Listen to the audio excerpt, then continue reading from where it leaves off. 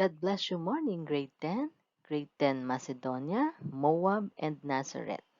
Today we are going to talk about preparing cereal and starch dishes. Ang isa sa pinakamadalas kong tinatanong kapag ito ang topic ay kung kumakain kayo ng cereals. May iilan na kumakain pero majority ang sagot ay hindi. But let's find out.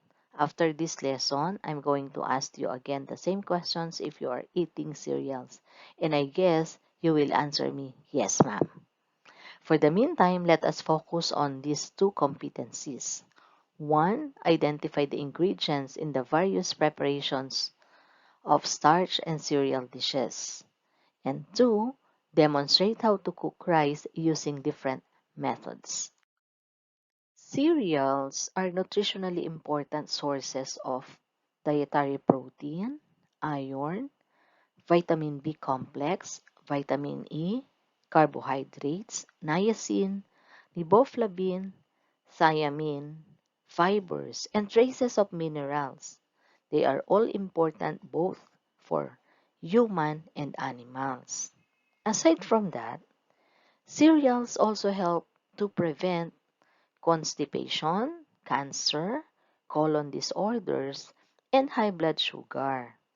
Yung pinaka-the best na cereals, yung natural form, yung tinatawag natin na whole grain because it has a lot of fibers.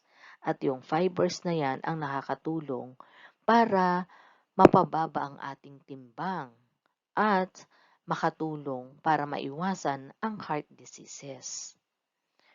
So, ang ating starch and cereal dishes ay mayroong two main ingredients. Saan siya nanggagaling? Grain starches and root and tuber starches.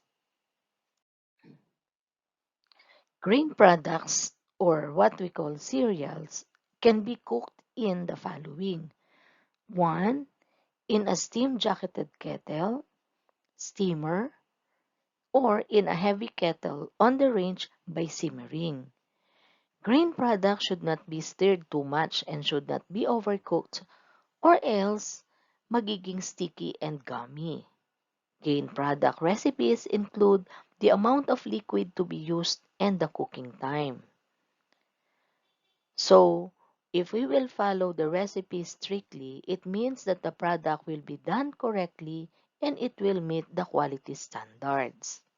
There are at least 6 methods of cooking grain, starch, and cereal dishes. We have boiling, absorption method, simmering or steaming, rice cooker, risotto, and fill-up.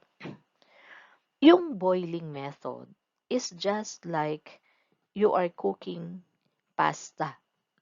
Kung marunong kayong magluto ng spaghetti o kaya magluluto kayo ng macaroni salad, yung macaroni, paano nyo siya niluto. So, ganun yung boiling. And it is one of the easiest methods for cooking rice. So, yung grain, yung rice, is being cooked uncovered in a large quantity of water. So, meron kang pan na merong tubig na kumukulo. Pag kumukulo na, ilalagay mo yung bigas. So, the rice and the water are then dumped into a colander and drained for several minutes to remove the excess moisture. So, pag kumukulo na to at sa palagay mo ay luto na, ilalagay mo ngayon siya sa colander para matanggal yung excess na tubig. So, yung parang ginagawa mo nga sa spaghetti. And then, yung matitira doon na rice, yun na yung isa-serve natin kasi pinakuluan mo lang siya. Itong boiling method na ito ay merong isang disadvantage. It is the washing away of the nutrients when the rice is drained and rinsed. Kasi dinedrain mo yung water, binabanlawan mo, so yung ibang sustansya, inaalis mo. So remember, this boiling method is similar technique. This is a similar technique used when cooking pasta and is a more reliable technique for people who do not cook rice often. So remember, boiling, pinapakuluan sa maraming tubig. Pagluto na, isasalain mo to remove the excess water. The second one is absorption method. Yan, ito yung pinakamadalas nating ginagawa kung ang ginagamit natin ay kaldero. So this method requires that the rice be cooked in a specific quantity of liquid which can be readily absorbed by the rice. The absorption method requires some trial and error, but it is most often successful after slight adjustments are made to recipes based on variables that may affect its success, such as accuracy of the heat, the altitude, the age, and the quality of rice. So kapag nagsasaing tayo at bagong bili yung bigas, magta-trial and error ka muna. Kasi meron tayong nabibili na luma or tawag natin laon or bago. Pag sinabi natin ang rice ay bagong ani, mataas pa yung moisture content. So therefore, kaunting tubig lang ang ilalagay natin para ito ay maluto. So kapag luma ang bigas or laon, ibig sabihin, ito ay na-dry na, natuyo na, marami ng moisture ang nag-evaporate. Ito naman yung klase ng bigas na mas maraming tubig ang nilalagay natin para mas marami siyang a-absorb.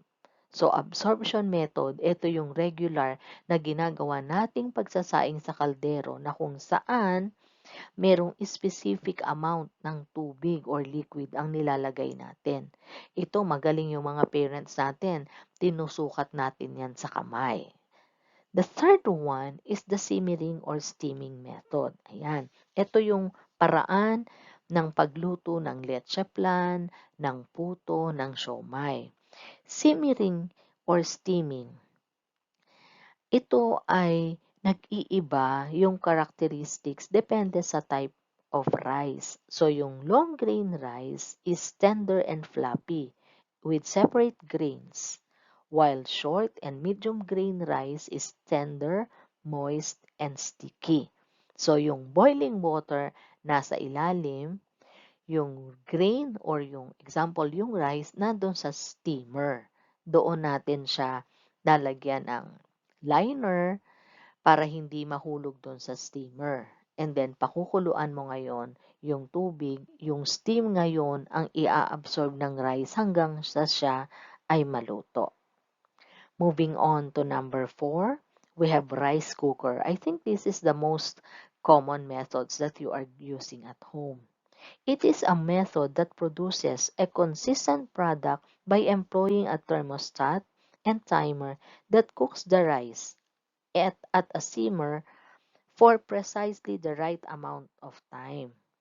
Rice cooker thermostats can also be set to keep the rice hot without overcooking it. 'Di ba meron tayong keep warm. Una, ibababa natin yung lever para ito ay maluto. Then, meron yung sound na mapoproduce kapag luto na, tataas yung lever. Kung minsan, iniiwan natin siya doon sa temperature na keep warm. Ito yung thermostat na habang hindi pa natin kinakain yung bagong luto na rice sa rice cooker, ay mame-maintain niya yung hotness. Okay po? Moving on to number 5, we have risotto. Ito ay Italian rice dish. And normally, this is made from a short-grained, starchy variety of rice. Ang tawag dito ay arborio rice.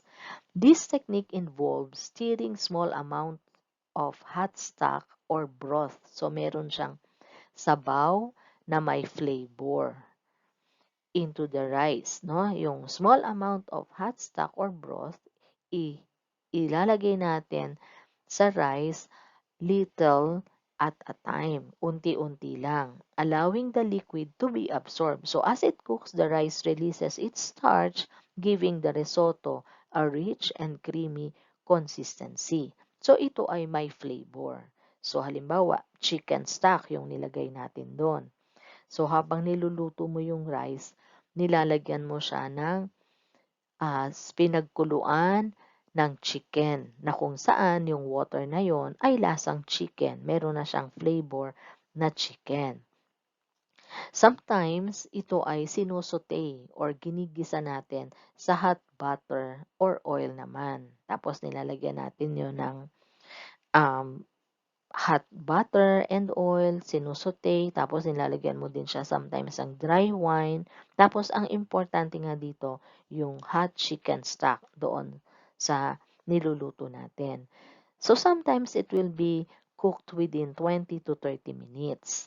So malalaman mo kung luto na ito kung al dente. When we say al dente, yung ito ay tender but still firm to the bite without being crunchy. Pwede mo na siyang kagatin.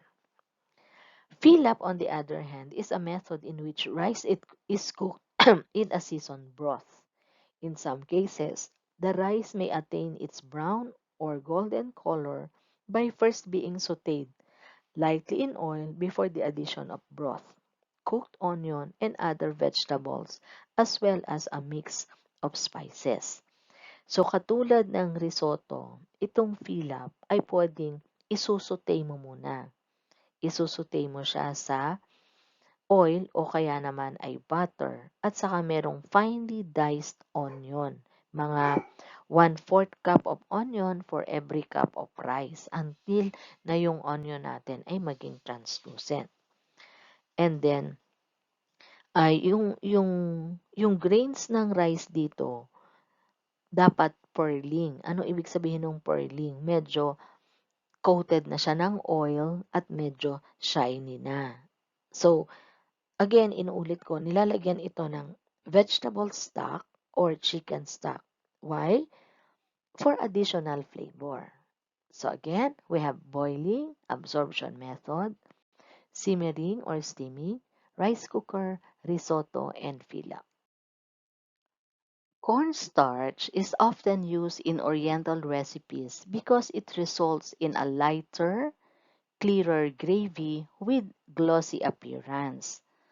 It also thickens with a satiny smoothness, glossy appearance, and of course, it adds no taste of its own to mask the flavor of foods. Recipes thickened with cornstarch have a brighter, more translucent appearance than those thickened with flour. So, mas magandang thickening agent ang cornstarch kesa doon sa flour o tinatawag natin na harina. Cornstarch also blends more easily with liquids than flour because it does not absorb liquid until it is cooked and does not cause lumps. Hindi siya namumuo.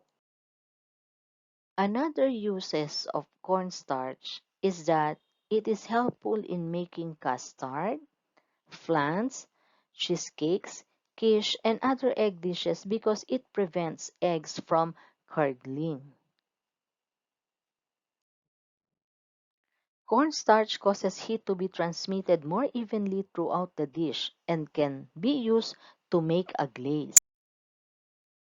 Cornstarch is also used to flour pieces of meat for added crispiness when browning. It is also best used to thicken dairy-based sauces. Cooking with cornstarch is easy when you follow few simple guidelines. 1. Gradually stir cold liquids into cornstarch until completely smooth. 2. Cook over medium-low heat. 3. Cooking over high heat can cause lumping. And 4. Avoid stirring too vigorously because it may break down and thin out. Gentle stirring as it thickens will make the starch granules swell to their full capacity in about 1 minute. There are 7 given problems with using starch. Too little liquid, too much sugar, too much fat, too much acid, too much stirring, excessive cooking, and freezing. For number 1, if there is insufficient liquid, such as water, milk, or juice, in the mixture results in cornstarch granules not fully swelled and will remain thickened when the mixture cools. So what is the solution? You can add a little more liquid to solve the problem. Number 2 is too much sugar. Larger proportions of sugar than liquid in a mixture can interfere with the swelling of the cornstarch granules and prevent thickening during cooking and or cause thinning during cooling. So what is the solution? You need to add more liquid because it will solve the problem. Number 3 is too much fat. Excessive high proportions of fat or egg yolks in the mixture can interfere with the swelling of the cornstarch granules and prevent thickening during cooking and or cause thinning during cooling solution. So, what will you do? You have to add more liquid because it will also solve the problem. Too much acid. Acid ingredients will reduce the thickening ability of the starch and prevent the mixture from thickening. So how will you solve that problem? You have to increase the starch level slightly or stirring the acid ingredients in after cooking. Number 5 is too much stirring. Remember, excessive or rough stirring with a wire whisk or even a spoon may break the starch cells and cause the mixture to thin out. So avoid too much stirring. Number 6 is excessive cooking. Simmering or boiling cornstarch thickened mixture for an extended period of time may cause the starch cells to rupture and the mixture to thin. So what is the solution?